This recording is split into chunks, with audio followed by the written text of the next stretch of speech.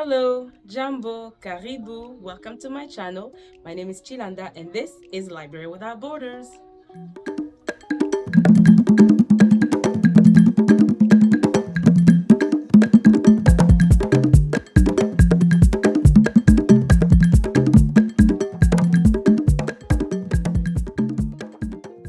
Okay, welcome again, guys, to another episode of Library Without Borders. As my husband would say, we are crossing borders now.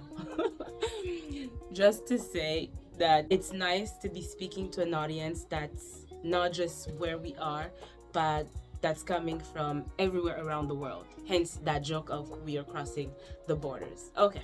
All right. That was my little joke of the day. All right.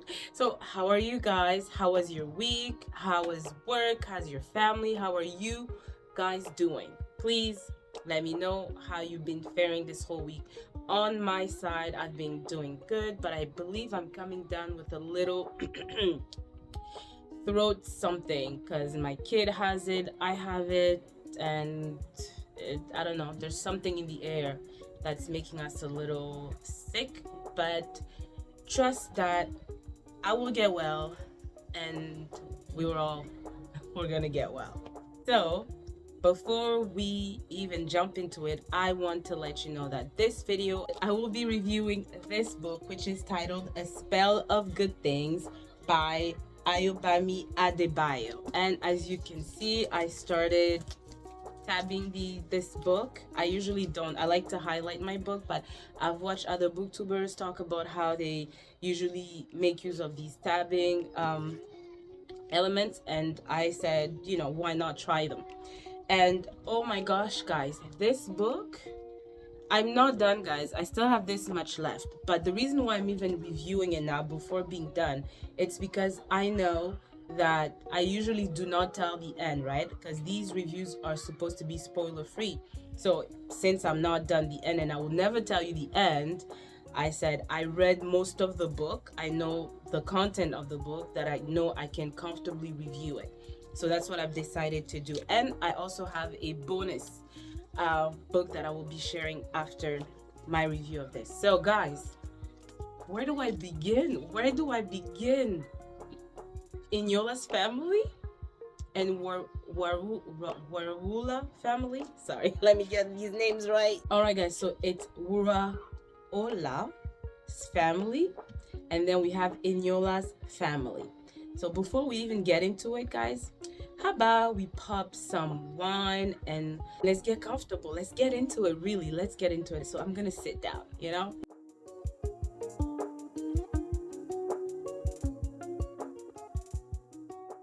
Okay, guys, so in this book, we have two families. One family is poor, as poor can get. And the other family is well off. That's the family of Wuraola. And before I speak of the family of Wuraola, I want to speak of Inyola's family. Inyola is this young boy. I believe he's around 11 years old. He's very young. And he has his mom, his dad, and his sister, I believe Busola. So they're a family of four. And the story, the way it begins, is that Enyola goes to buy a newspaper for his dad. And you know what happens? He gets spat on. And the vendor says, that's what's going to happen. Even more is going to happen to you.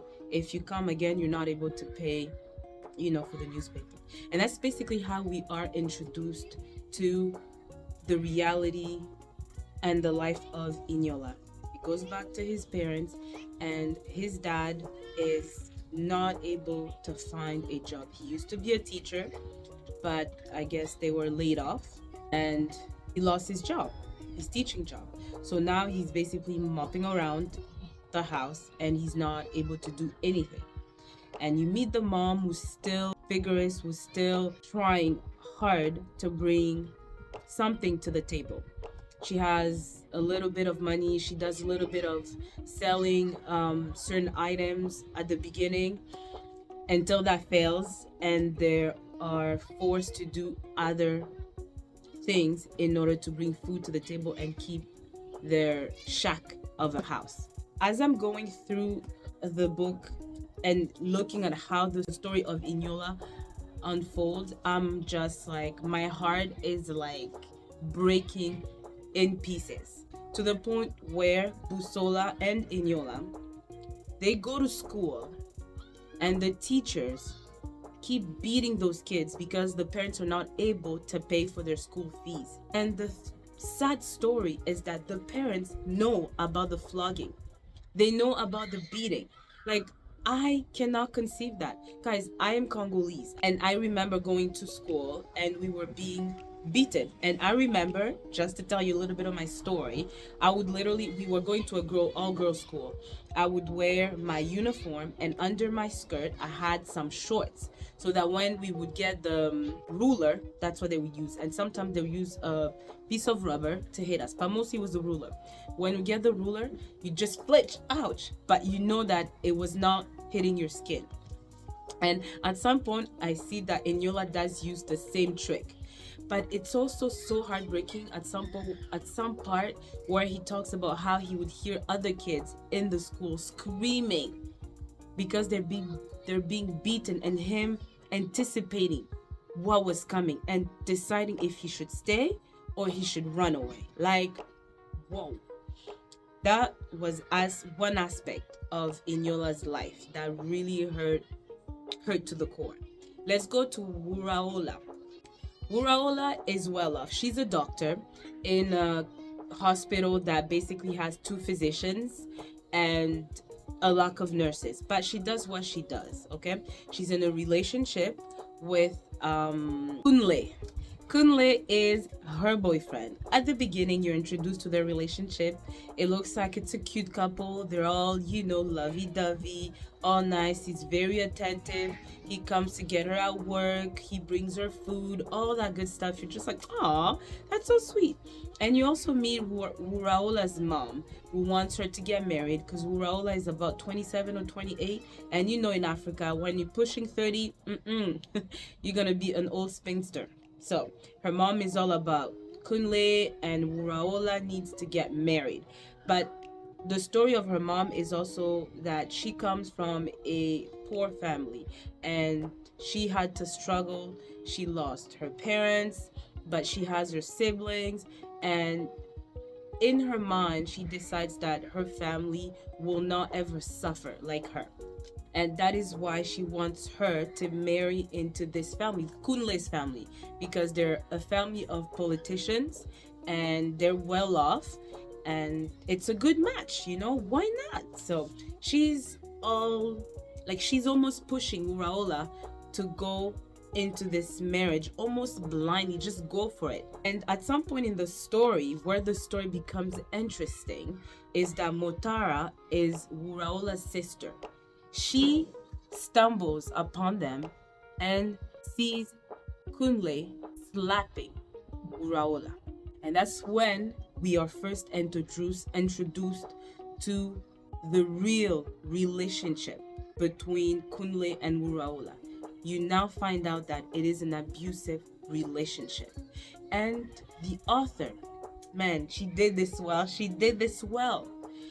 You see the struggle that Uraola goes through, the way she takes him back every time, because this man is so good at begging for forgiveness, even doing all these things just to show how remorseful he is. And of course, she loves this man. And I think that in most abusive relationships, you have true feelings for the person. And the only thing is you try to find out what is wrong, what's the wrong thing that I'm doing that is always pushing this person to kind of retaliate in such a physical way, right?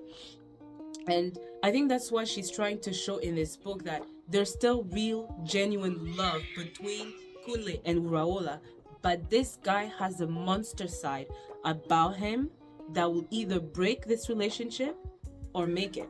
And it will all depend on Uraola, what she will take and accept and decide if she wants to continue this relationship and almost break her mom's heart, embarrass her whole family in order to save her life.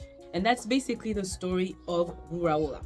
That's where we are. Now, I don't know what happens. I don't know, guys. I have no idea what happened. But I want to go back to Eniola. Her mom is so desperate because the landlord is now asking for money to pay for the rent that they don't have.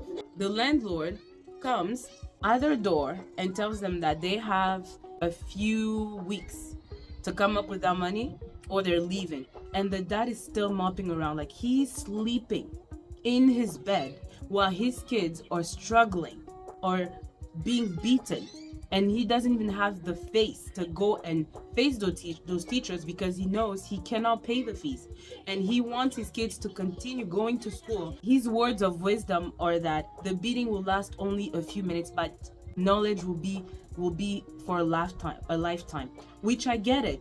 But no kids of mine are gonna be beaten to the point of leaving scars. The mom tries to do something about it. She tries to talk to him. Let's do something. Let's go talk to the landlord. He's not having it. So you know what? She decide that they're gonna go and beg. Girl. I beg you. I beg. If you hear anything about me, continue. Please keep it. I don't know. I have no idea, guys. As I am talking to you, I am so saddened when she even put that part in the book. I wish it is a fiction book. I wish she had made it so unrealistic, but it was realistic. She took her kids, made Eniola into a blind boy and deaf, and put dirt into his clothes that were already not fitting him, and turned them into this beggar of a boy. And the same thing with the sister. And you see how Eniola has to go, oh my gosh, I can't do this, has to go in the streets and beg and literally play dumb and deaf and all of that in order to come up with a little bit of money to pay for the fees and eat and keep the rent. Like, whew, that part I was literally crying. I just was seeing it. I was trying to not imagine putting myself into that position because I can't. I beg you. Alafu ile ni mambo ya kweli, vile tunasema kwetu, ni mambo ya kweli. After they do that, you know what the mom decides? Because she has a brother who gave her advice to basically save one kid, because you can't save both kids. Again, like life just keeps throwing all these things at them. So she's like, the money that we have cannot be enough to pay for both Eniola and Busola's fees, school fees. So we're gonna decide to keep one kid and pay one kid's fee.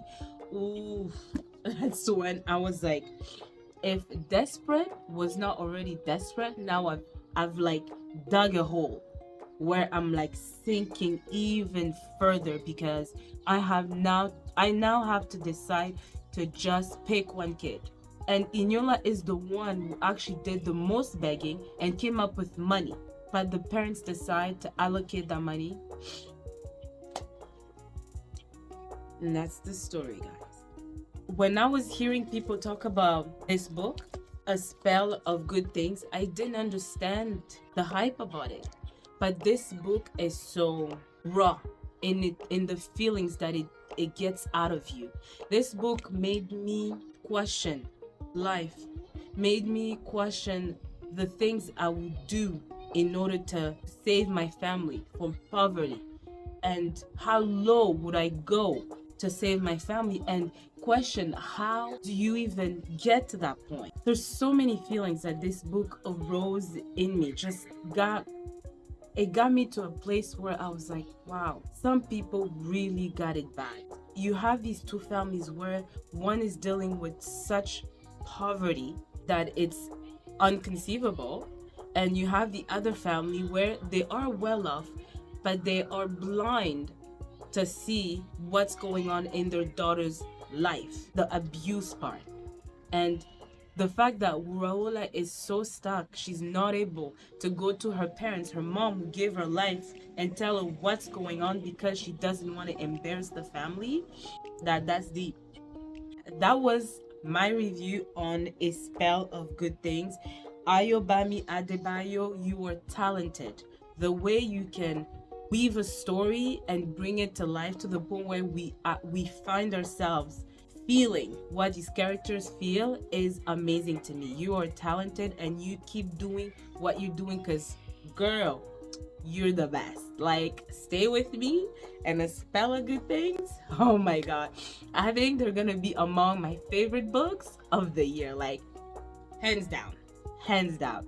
All right guys, so that was it for that part. So I wanted to speak a little bit about the bonus book that I said I was going to talk about, just briefly. It is called The Secret Keeper of Jaipur. It is the second book after The Henna Artist by Alka Joshi. Now, the reason why it was not even part of my TBR, but the reason why I listened to it on Audible was simply because I needed something to listen to on my way to work. I don't like to listen to the radio, so most of my books from my TBR of this month are physical.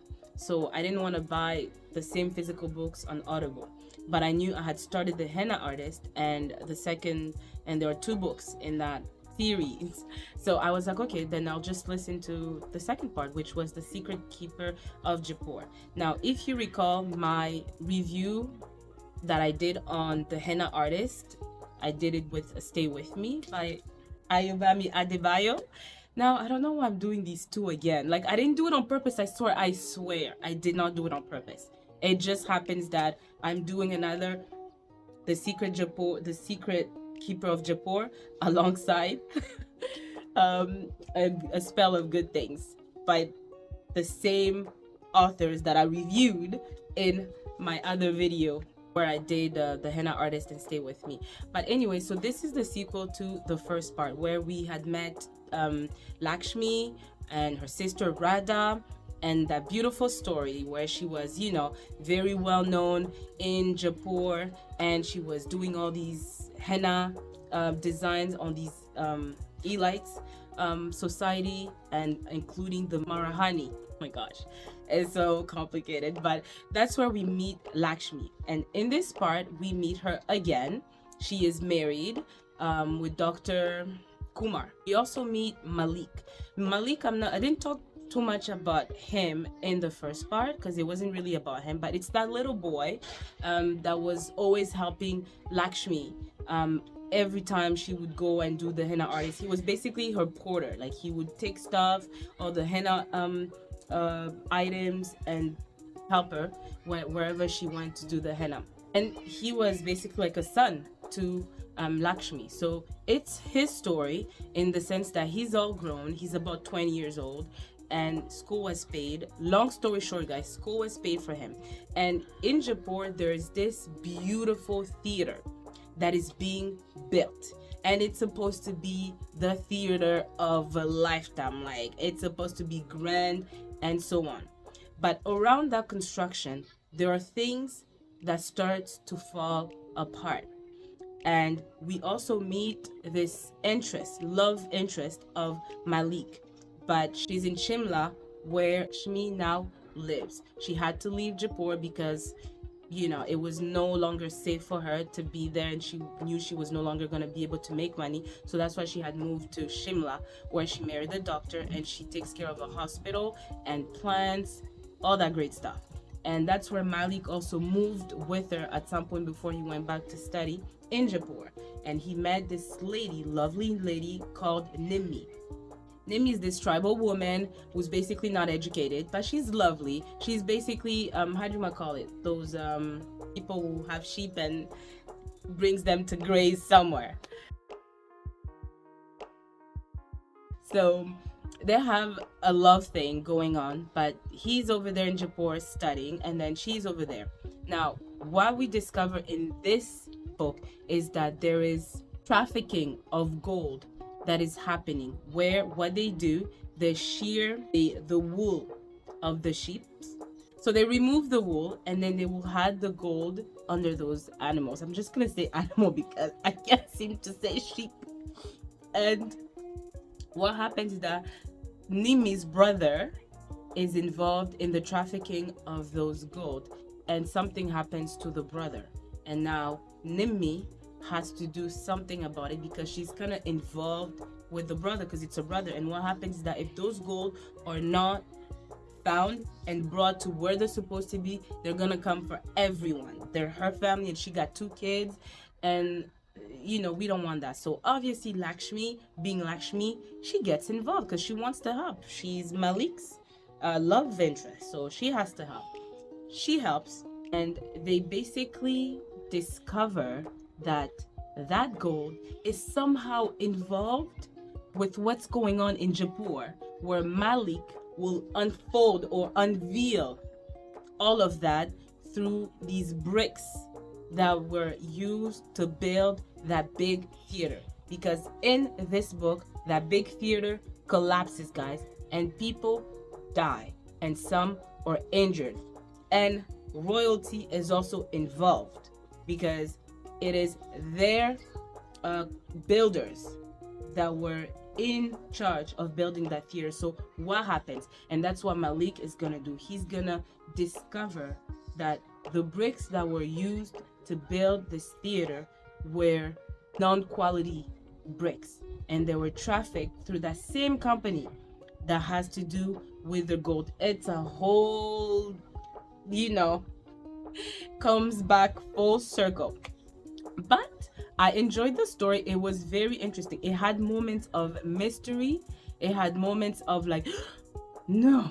It had moments of like, oh my God. And it had moments of, oh no. Oh man, really? Like, I had it all. And it's a very fast read because I think it was like, 9 hours?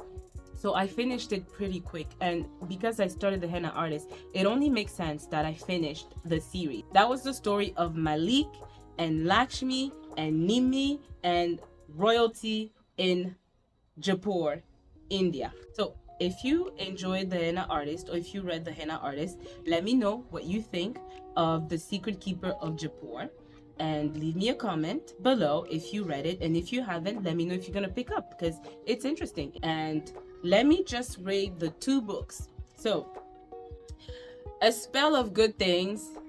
I love Ayobami Adebayo, so I'm gonna give a 4.5 out of 5 because she's awesome. And The Secret Keeper of Jaipur, I'm gonna rate this book 3 out of 5. It was a good story. It's still captivating. It had great moments, so 3 out of 5. And that is my verdict. Alright guys, so this is it for this review. As usual, I tried to not make it long, but y'all know I got lots to say. Oh, also, I want to say to all my viewers who commented on my husband being quick with the editing, he says he heard y'all and he urges me to shorten my video so he can be quick at editing them. So we have an impasse here. Who should compromise? Should I compromise the length of my video, or should he, do what he's supposed to do and just edit my videos quickly enough? Alright guys, that's it. I wish you a happy Sunday wherever you are. Stay blessed and be you. Stay you, and I will see you in my next video. Please don't forget to like, comment, and subscribe, and I shall see you in my next video. Ciao. Thank you.